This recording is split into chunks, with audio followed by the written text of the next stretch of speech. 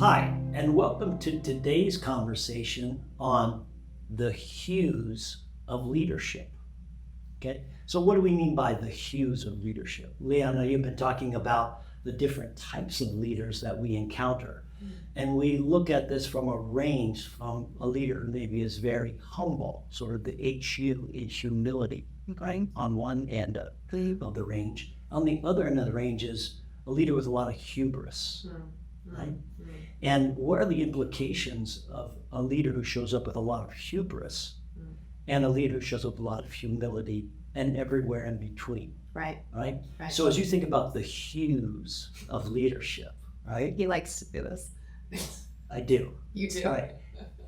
How do you experience these different leaders, and how do you interact with them, and what are their impacts that you notice that they're having as they're showing up in these ways? Yeah, I think when we were saying, hey, let's have a dialogue about this today, I was thinking it's like one of the ultimate balancing acts, right? It's about overarchingly, how do I bring a certain confidence to the table in anything that I do, but I have the right amount of that while I still am able to, I'm confident and I about the knowledge, the skills, the talents, maybe the unique gift that I can hopefully bring to a given challenge. But I'm not overconfident, in which case then I fall into arrogance or hubris, right? It's overconfidence, overly bold. But I'm not also diminishing the impact that I can bring. I'm not embracing, right? Or sharing some insights or strengths that I can bring to the table because maybe I have a value around being humble. I don't want to be egotistic. So I often see leaders saying, well, I don't want to be egotistic.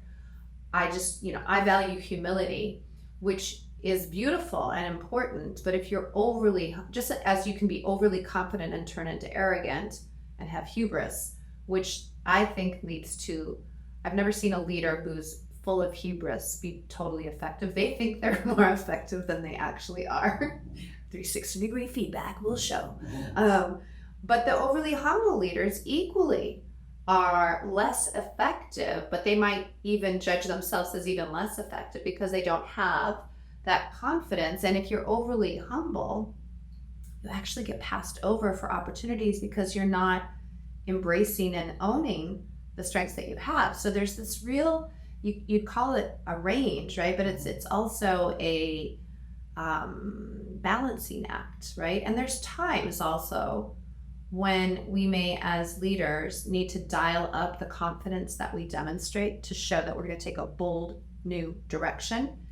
And we have to find ways to do that that instill confidence of others to follow us.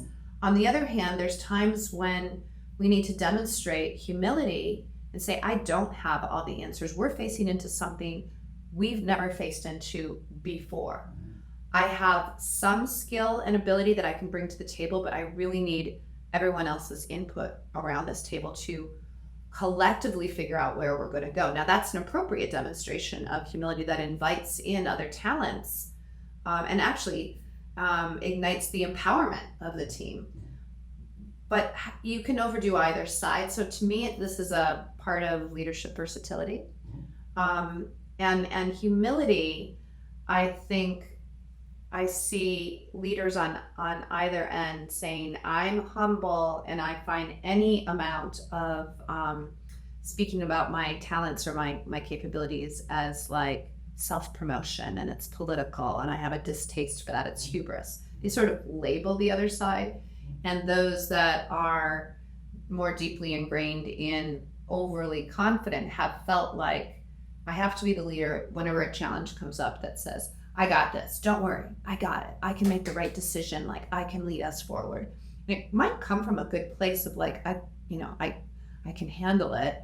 But it ends up then being overly full of hubris, and there's just, again, not enough space for others to follow. So I don't know, I think it's a balancing act. Right, and you think about that balancing act, I love the way you kind of characterize that as you have to have a little bit of both in some ways. And if let's say the midpoint is 1.0, right? We know in 360, the leader with a lot of hubris, they overestimate their capabilities. So it's what I call a personal adjustment factor. They might think they're 1.2, everybody thinks they're 1. Right. And so they need to dumb down their evaluation of themselves, right?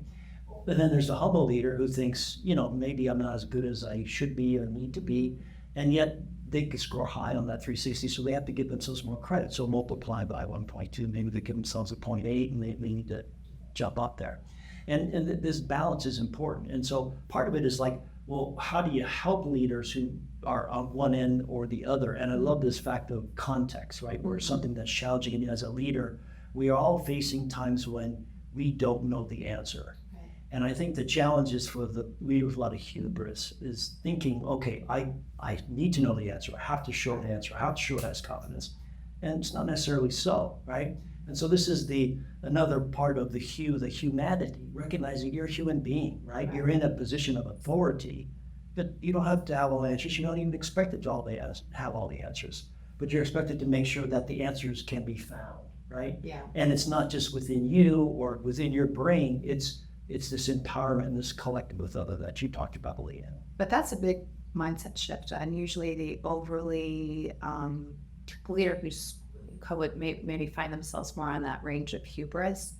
They don't come from a place that may be egocentric. They can come from a place of wanting to protect the organization or wanting to serve those that you're serving, and they really take the responsibility that I want to get it right.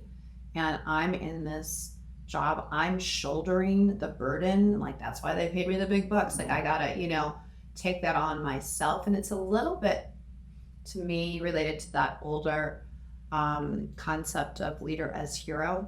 And from an era when you were at the top of an organization, you had more insight and more, you just met with a variety of stakeholders, and you had the most recent current information at that top of that pyramid. But in a networked, highly evolving, highly disruptive environment, that's not often the case. And if you continue to act in that manner and believe that actually you need to have all the right answers, and to be overly humble will be weak, right? And therefore, maybe you might not have the positional leverage with negotiations with external stakeholders, what have you. Not only are you putting more responsibility on your own shoulders and not allowing all the strengths and the capabilities of other leaders to come to the fore, but you're actually putting a lot of bet on one person. Like, let's just think about this statistically. Like, can one person truly see all the nuances in a rapidly changing exponential environment? Or how might we dial up the confidence that's needed when we do have that insight because of the context and because of your constellation of strengths and also the relationships you have, and acknowledge where there may be opportunities to learn from others, and create then an environment where we can gather those insights rapidly from others, marry that with the insights that you bring, and now we've got an appropriate demonstration. So I think the humanity helps to understand we're all imperfect. It's also good, I think, to have a sense of humor that, if we're sticking with the Hues, because we take ourselves too seriously. Right. And I think oftentimes when you're anchored either into humility, and I have to live this value, or I have to show this confidence on either side, it's very serious. And we do want to find the balance between the two. But humor allows for us to widen our perception, to get unlocked from one end of the spectrum or the other, and embrace more of our humanity and experiment a little bit. I don't know. Yeah, as you were talking about humanity, which, we're all human beings, and so figuring out how to show up. But as I'm glad you mentioned humor, because there's more hues in humor, right? That we look at this. See what I'm working with, folks? I know, it's bad. But one of the things that, as you were describing, hey, are we going to place our bets on one person to have all the answers, all this complexity? It's laughable. Yeah. We would really expect one leader to have all those answers, right? It's humorous, right? And so, this notion that, as leaders, we have to be in this place where we need to be effective, yes, right? But it's how we do that, right? And so it's like you said, this balance between, humility and hubris, and also our humanity. We're human beings, right? We're going to make mistakes, right? So not taking ourselves too seriously, having a good sense of humor about ourselves, be willing to, be laughing at ourselves, right? Is really an important ingredient. I think that's more on the humility range, right? Being able to, not take ourselves too seriously, right? And that's an important ingredient. And I think that as serious as conditions are in the world today, we need to inject a little more humor. Yeah, I definitely think so. I don't know if it's just on the humility side. If I think about it, though, I think actually humanity and humor might help us find our balance between the two. Because if we are, yes, it definitely pulls us more to humility, but if you're overly humble and you're overusing either one of those, humanity or humor, now we're out of balance again. So I don't know. I'm just thinking about it out loud. And there's probably, you can put in the comments below, other HE words that we're missing here. I'm actually thinking through what else. You can have a huge impact if you're balancing these. I don't know, but this is an example, I think, of the shades. You're using hue as like colors or shades in a range, right? You have to find the right shade for the context that you're leading in.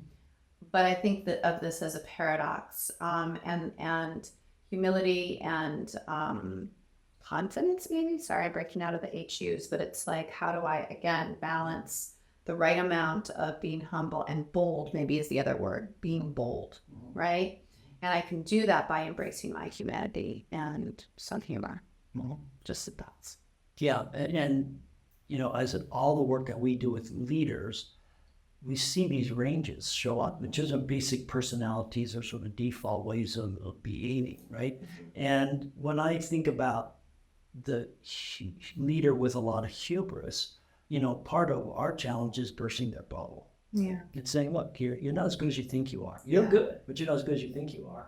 And Here's nobody the else results thinks that show. you're as good as you think you are, right? So let's have a humorous moment here, right? Yeah. Because as coaches, we unconditionally support them and we challenge them to be better versions. And part of that is laughing at themselves and recognizing that, hey, I'm a human being. Right? Yeah. I don't need to carry this around, right? It's not helping me over the long term. It's not helping others, right? So helping them break through that by showing a little humanity and a little sense of humor with their hubris helps them be a little more humble, right? Which then puts them maybe in the more proper range. And likewise, if you have a leader who's overly humble, if you can't show how they're, by not embracing and owning the strengths that they do have, they're actually underserving themselves and underserving their team and the organization around them.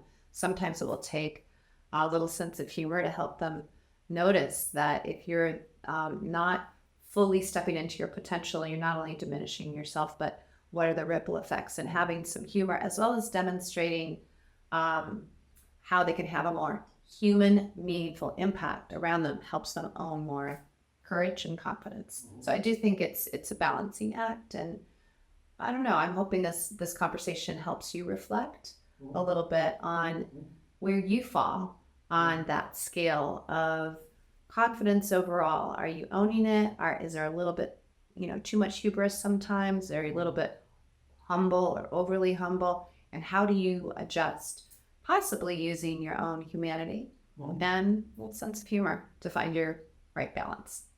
Yeah. So thanks for watching the Hues of Leadership. Oh, goodness. And I hope that it's been helpful for Hue. Oh, goodness. We'll see you next time, guys. Bye now.